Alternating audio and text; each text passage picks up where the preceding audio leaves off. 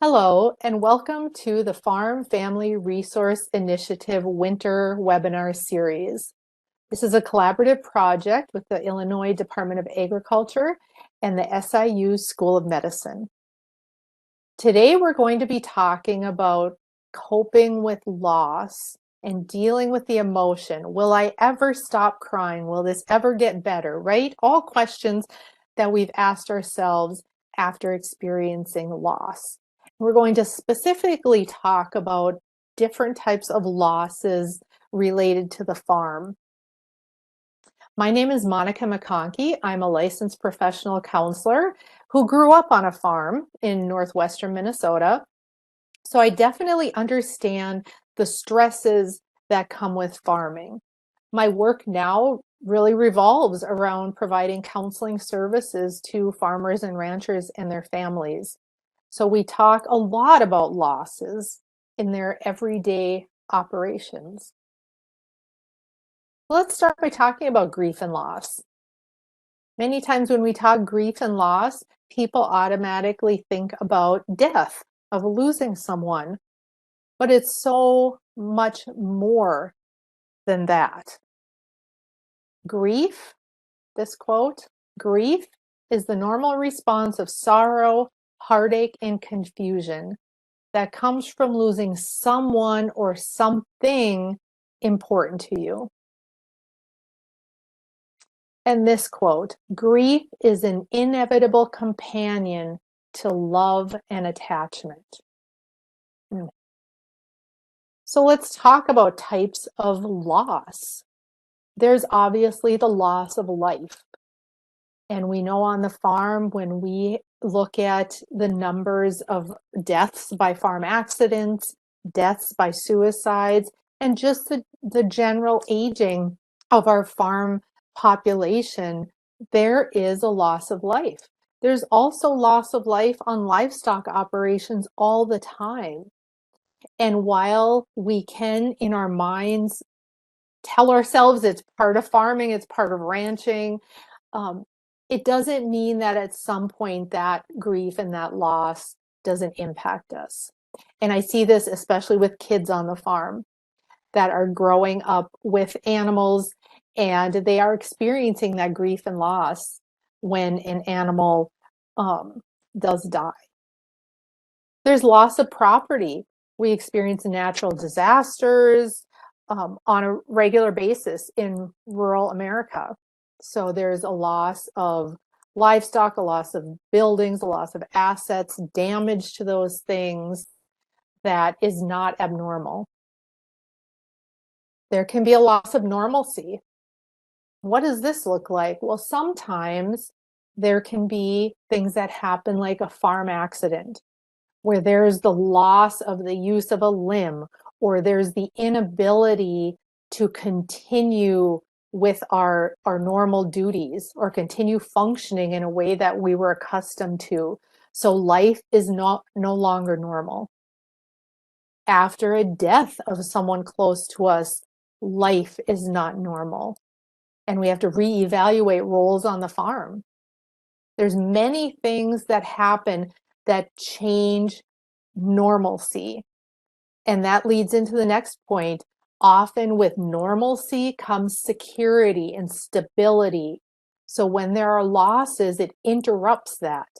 And we sometimes don't feel like life is secure anymore, that anything could disappear. And how do we cope with that? And that can lead to depression and elevated levels of anxiety. There also can be loss of employment or a sense of purpose or dreams. And I see this many times with the outgoing generation on a family farm, or if a farm, for whatever reason, needs to be sold, and that's not what the plan was. There's definitely that loss of life's purpose, that this is what I wanted to do, this is all I know, and now it's gone. We see this with the sale of a dairy herd, for example, because it's just not sustainable to keep running the dairy. That there is a loss of a dream. that this is the first time there hasn't been cows on this farm site for 125 years, for example. That is all part of grief and loss. There are the loss of relationships. Sometimes friendships or family relationships are damaged after things like a divorce or after a farm transfer, and the healing does not come. And so there is that grief and loss over relationships that are no longer what they used to be. And finally on this list is the loss of a legacy. This really points to the farm being the legacy, right? And if for some reason you're unable to continue farming, or there's not that next generation in your family that's going to take over, that is a very difficult loss that is grieved, but many times grieved silently because it's not the normal type of grief and it's unseen, and people don't realize how much hurt farm families are holding.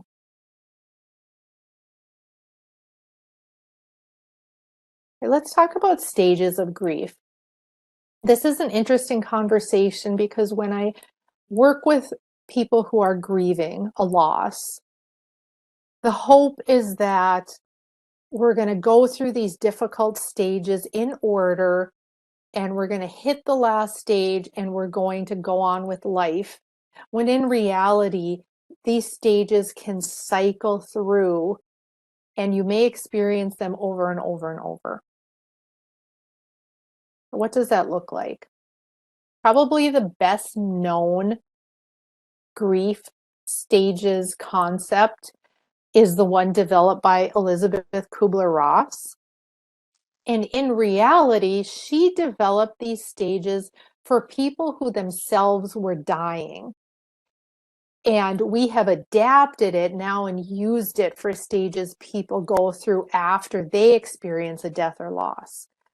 So what I see with farm families who are anticipating a loss, as well as people who have experienced a loss, they go through these stages on some level. The first of which is denial, that this can't be happening. This didn't happen. I just can't believe it. And that's our brain's way of kind of protecting itself because we're not prepared to take on and absorb the shock of either what has happened or what is coming. So there's that sense of denial. The next stage is anger. How can this happen to me? Why did this happen to that person? Many people blame God or a higher power for allowing the death or the loss to happen. The third stage is bargaining. And what bargaining looks like is kind of trying to make a deal to either stop the loss from happening or to get it back. So sometimes it sounds like, please God, if I just work really hard, don't make my farm have to be sold. Or if I do this or I do that, that person won't have died. It's like, let me just make a deal and rewind the clock and get things back the way that I need them to be. It's that attempt to bring back our normalcy and security. The fourth stage is depression, where we really feel overwhelming sadness at whatever our loss is, whether a death or a different type of loss. And with that sadness may become a loss of motivation, a loss of energy, appetite changes. We may feel like sleeping all the time. We may turn to coping strategies that aren't helpful, all in an attempt to deal with that very deep, low emotion. Then the fifth stage is acceptance, where we come to a place where we understand this loss has happened, but life goes on. and my life is going to go on in light of this loss, and it's going to look different, but I'm able to establish goals, and I'm able to start on this journey of living life while grieving at the same time, because I've accepted that it's happened, and I'm taking steps to move forward. Now, there is a seven stages of grief model as well. Basically the same, but they've added two.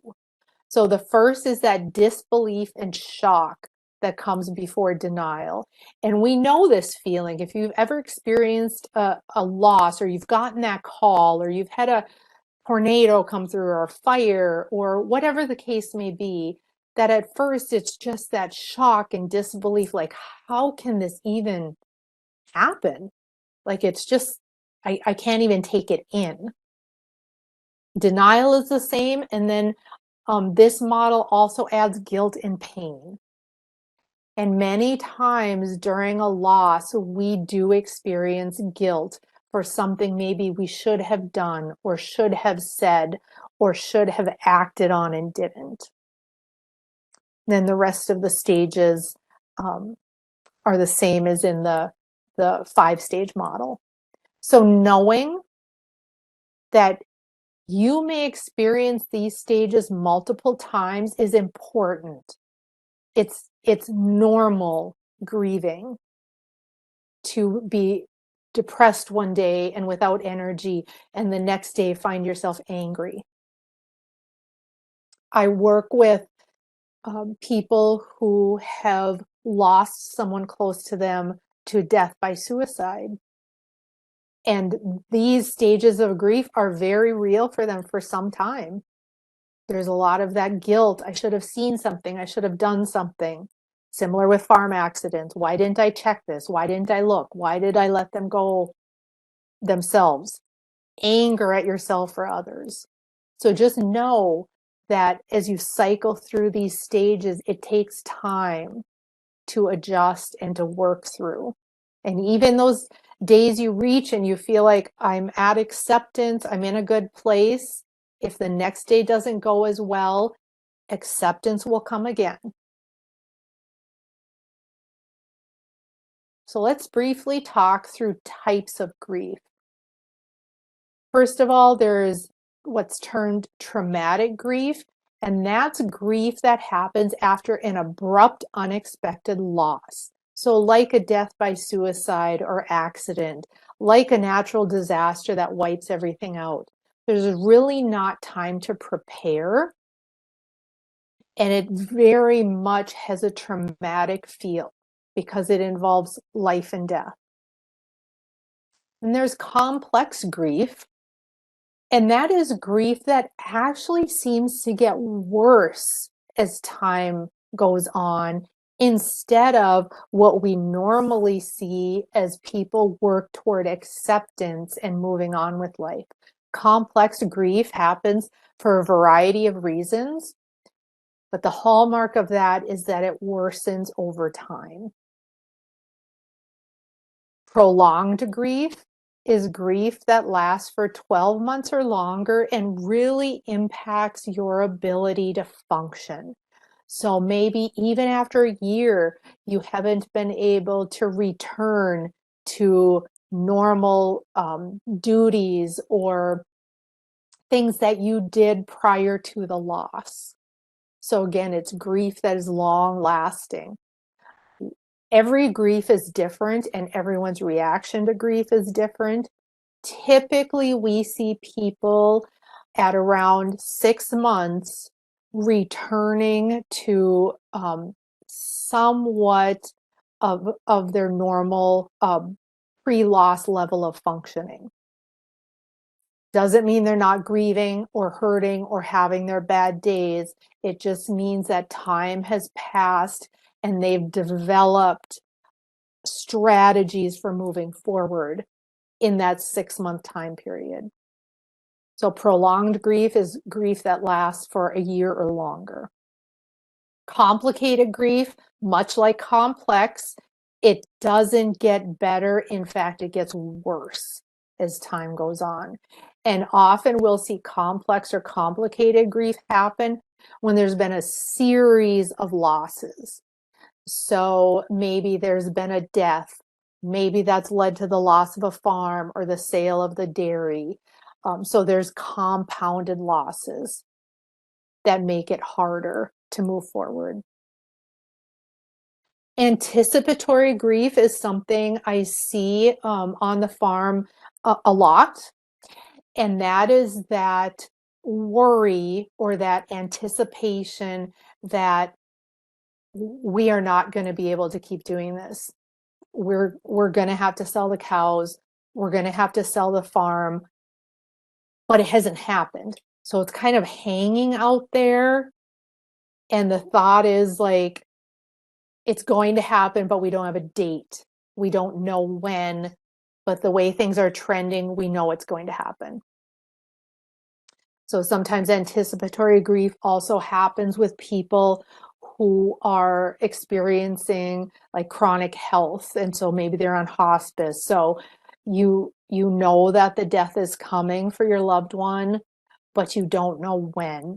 So you already are grieving prior to the grief having happened. And then disenfranchised grief, I see this on farms where a loss has happened, but it's not recognized by others.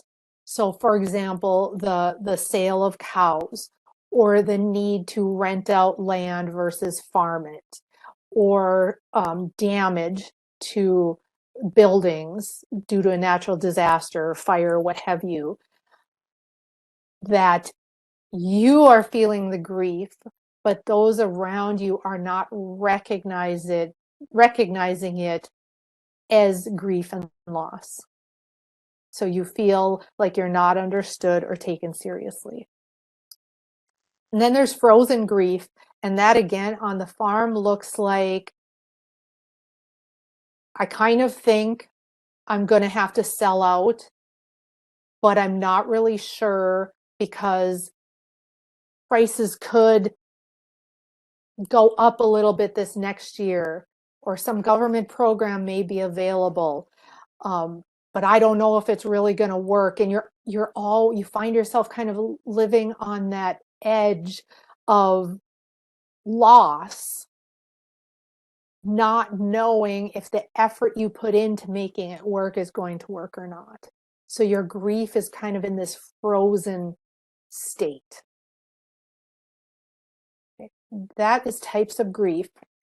And then I'm going to run through this list of best practices for farm families dealing with loss. And this comes from the University of Minnesota Extension publication called A Changing Way of Life, Ambiguous Loss in Farming.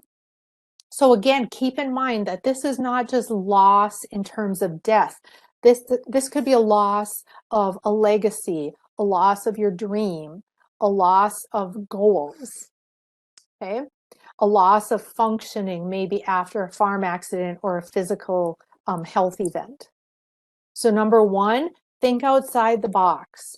Brainstorm for new alternatives and options. The corresponding don't is don't be afraid of change. It's necessary for survival. Look at what will bring you forward. It doesn't, when we're under stress, often we see two options, yes or no, black or white, it's this way or that way. And our brains don't allow us to see all of the middle ground that we could brainstorm in and where the options lie. Do talk together as a family every day and at least weekly as a business. Have business meetings on your operation, even if it's just you. Weekly, run through an agenda and look at your business from a business owner standpoint. Don't forget to work on your relationships and communication daily. Often when we are grieving a loss, we tend to isolate, and it's important that we open up and engage those around us and keep talking. Gather ideas and information from outside sources. Don't shun yourself, or don't shun education for yourself or others in your family. So make a team, lean on your team, whatever your team looks like, whether it's consultants or farm business managers or counselors, lean on your team and get information from them. Listen to each other, respect each other's ideas, even if you disagree. So do your best to not blame, shame, or judge yourself or others. We've all made mistakes in the past. We've all at times wish we could go back and change things, believing that the outcome would be different. Obviously, we can't do that. So we really need to accept where we are and not blame or shame or judge ourselves or others. Do take some time off. Intentionally take time off. Don't isolate yourself. Do consider the impacts of change. And don't forget that any change on the farm, good or bad, is going to impact relationships. A family, a farm is a system. So any change in that system changes the whole dynamic. So it's important to sit down and just think through. And then do share openly about how you're feeling.